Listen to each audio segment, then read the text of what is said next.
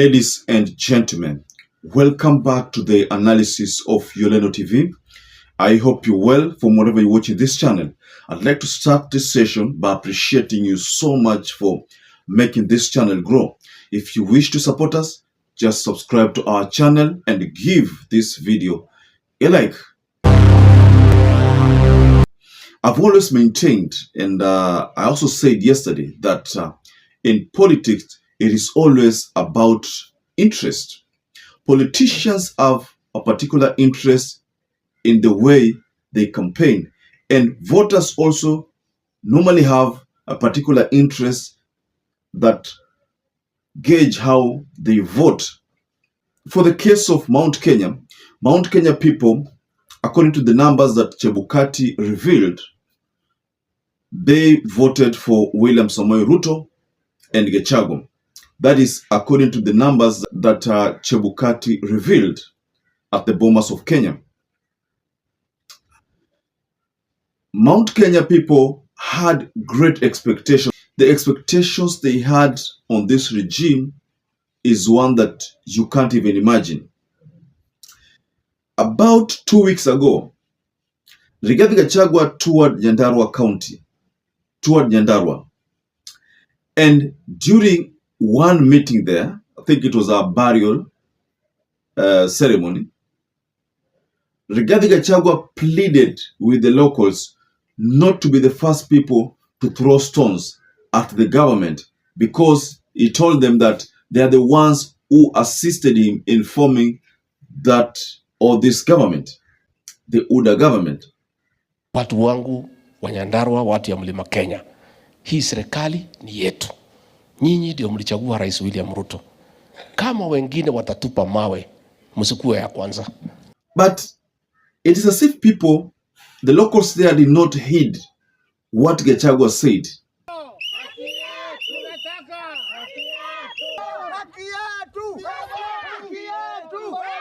Sisi tuko na shida sana. Sisi ni wakulima wa viazi, maziwa na pale. And because they have realized that it is not an issue of rice and meat na soda anymore. Nakaribishwa na chakula. Sahani mzima imejaa nyama. Pengine uko na imani na hii serikali kwa mambo ya maendeleo? Kabisa. Na mimi nimeombea Mungu hii serikali. It's an issue of service delivery to them. They have decided to organize a demonstration. And this is not something that Rigathi Gachagua would have wanted to come from his own backyard.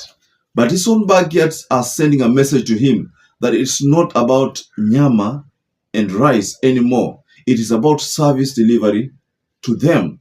So this is what they expect. They expect the government to do what they expected the government to do for them. But what is being done now is totally different from that initial narrative. So I want to take you to a certain video from Nyandarua County where the people were demonstrating about a road which they were promised that would be built, but it has not been built. They asked Rigathi Gachagua whether Nyandarua County is part of, the Mount Kenya, or hii Nyandarua ni area tu imebaguliwa. Why? They even went to an extent of saying so many bad things that I think the government needs to listen to. But let me first of all share this video with you.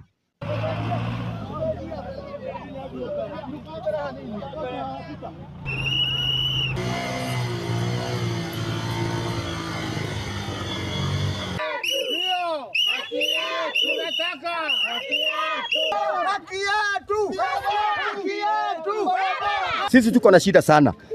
Sisi ni wakulima wa viazi, maziwa na paletu. Na chakula yetu yote, hakuna chakula inatokea kwa barabara. Hata watoto wetu wameenda shule saa hizi saa 2:30 kwa sababu walikuwa na shida ya kutokea. Sasa tunauliza, tuko na waheshimiwa tulichagua, tuko na Kelao pande, tuko pande ingine na Mushira, tuko na Faith, tuko na Senator Medhu. Na sasa tunauliza, kwa sababu walisema wanaenda kututetea, tangu tuanze kulipa kodi hakuna mapato tumeona. Tulipewa mbolea, tumepanda viazi zimekwama kwa shamba. Sasa tunauliza, hata tukilima na chakula yetu haitoki kwa shamba, inatusaidia na nini? Kwa hivyo tunauliza haki yetu. Sisi ni watu wa kodi na barabara yetu imeharibika tangu mwezi wa 4, hakuna gari inaingia, zikiingia zinakwama, zinalala kwa mtalo. Kwa hivyo hakuna faida tunaona. Kwa hivyo tunauliza, hii serikali yetu tulichagua kwa upendo, serikali ya Kenya Kwanza, tunaomba ipate kutuingilia, kwa sababu wengine walilala. RUTO uingilie hii barabara tusaidiwe. Sisi wakazi wa hapa Monanda tuko na shida mingi sana. Kitu ya kwanza, sisi kama watu wa bodaboda, mafuta inaongezekea kila siku, kila uchao. Barabara hapa ukipita na bodaboda, hata ukiweka 500 huwezi fikisha mteja mahali anaenda. Ukifika mahali unaenda umevuja chuma zote. Sisi tunauliza kwamba kwa sababu tunalipa kodi, tunaweka mafuta yetu na pesa yetu kwa mfuko. Serikali mnataka sisi tuende wapi tukifunga hii kazi? Tunaweka mafuta yetu na pesa yetu kwa mfuko. Serikali mnataka sisi tuende wapi tukifunga hii kazi? Mnataka tuwe wakora hapa? Yes, there you have it. I said when I started this analysis that Gachagua at one particular time, almost 2 weeks ago, told the people in Nyandarua not to throw stones at the government. I think Gachagua knew very well that there was a lot of complaint there and that there was inadequate delivery of services to those people. So he had gotten wind of this demonstration. Probably that explains why he had to go, he had to tell them not to be the first people to throw stones. You know, all these are because of the promises. The promises and the promises and the promises that the UDA people gave to the people there. I think this boils down to the charter, which William Ruto signed with almost all the counties. So I think he did the county-to-county tours, and in each county he would and get the locals there to sign a charter with them regarding what he will deliver to them.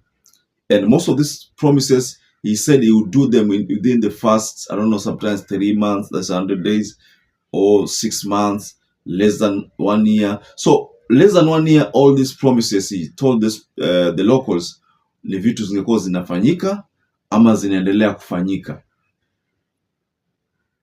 But so if you look at that video carefully and the separation that those people are going through, that tells you that it's not well. Well, at least ingeonekana kama kuna saruji imemwagwa ama kuna tingatinga ile area tingatinga ama kuna survey inaendelea, we would have said that there is something that is still going on, some planning, you know, some feasibility study, I mean, whether that project is viable, something of that sort. But because we are not seeing anything of that sort, in fact, the area MP was not even there. That already indicates that kuna shida. It indicates that the government couldn't maybe have factored in that road into their plan. So probably that's why Rigathi Gachagua knew that hata nikiwaahidi hawa watu kwamba tutaanza next week, it is not budgeted for. It is not in the plan. So there will be nothing that will be done at the end of the day. Nitakuwa mimi ndiye adui wa Nyandarua tena. So that's why hii issue yote inakujia hapo.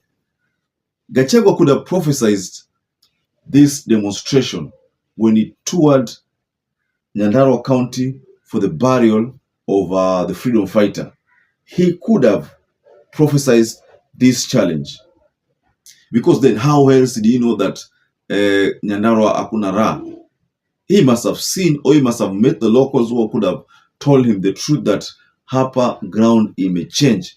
Ground sio kama ile ilikuwa kitambo. Ground hapa ina change na imechange, because if you listen to that video, one of the bodaboda talks about mafuta, and if there is anything that will end this regime or will deny William Ruto the votes from bodaboda or matatu touts or the transport industry, ni hili swala la mafuta. Because if they increase fuel by a margin of almost 23 shillings, there is no way they're going to reduce that margin again to probably maybe mafuta rudi 170. It's not going to be possible.